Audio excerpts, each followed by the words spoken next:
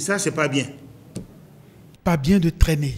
Les travaux ont démarré depuis le 3 février 2017, mais l'entreprise est encore à un taux de réalisation physique de 13,2%. 13,2%, c'est vraiment faible par rapport au taux de consommation de délai. C'est la troisième entreprise que nous rencontrons. Mais c'est la première fois que nous avons ce décalage-là qui n'est vraiment pas bien. Il faut que vous ressaisissiez. Le conseil est donné aux responsables de Ebomaf. L'entreprise a en charge les travaux d'aménagement et de bitumage de l'axe Djougou-Bassila-Savalou-Dassa. À la date prévue, vous devez pouvoir livrer l'ouvrage. On ne veut pas des explications, non. L'axe est long de 270 km.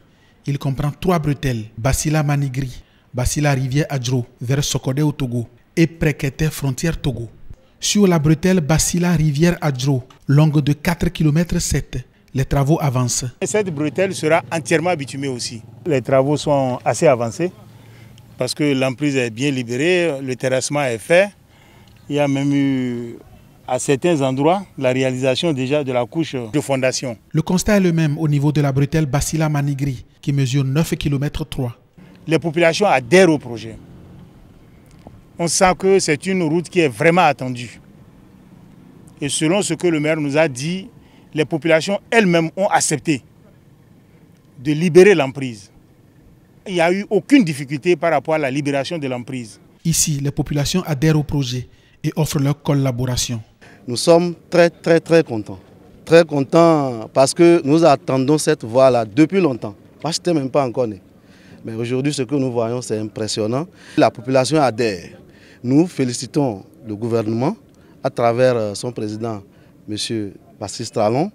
Nous adhérons pleinement à ce qu'il fait et au nom de la population, à mon nom propre, nous accompagnons le gouvernement et nous soutenons le gouvernement pour la réussite du PAG de M. Patrice Talon. Notre souhait est que cette voie-là soit double voie, de Bassila jusqu'à Manigri, jusqu'à la traversée, jusqu'à la fin. C'est ce que la population souhaite. Un regroupement spontané des habitants de Bassila s'est créé pour appuyer cette doléance de l'élu local. Nous profitons de votre passage donc à Bassila pour vous demander de bien vouloir avoir un œil bienveillant à ce sujet-là, à savoir depuis le cantonnement, la traversée de la ville jusqu'à la sortie vers Ebomaf, vers la base de Ebomaf, là-bas, si on pouvait nous réaliser la double voie. La population se dit prête à contribuer au dégagement de ceux qui sont dans la prise de la voie. Si c'est ça qui empêche Ebomaf de travailler, nous sommes en mesure, si vos techniciens nous disent que c'est d'ici à là, nous sommes en mesure d'apporter notre contribution. Après avoir sillonné les 270 km de l'axe Djougou-Bassila-Savalou-Dassa, le ministre Alassane Seydou fait ses remarques à l'entreprise. Différentes déviations ne sont pas suffisamment larges, le compactage n'est pas tout à fait bien fait et puis l'arrosage aussi ne se fait pas régulièrement.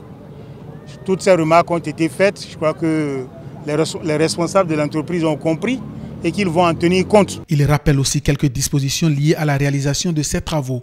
Il y a aussi des directives qui ont été données par rapport à la qualité même de la route et par rapport à la protection des populations.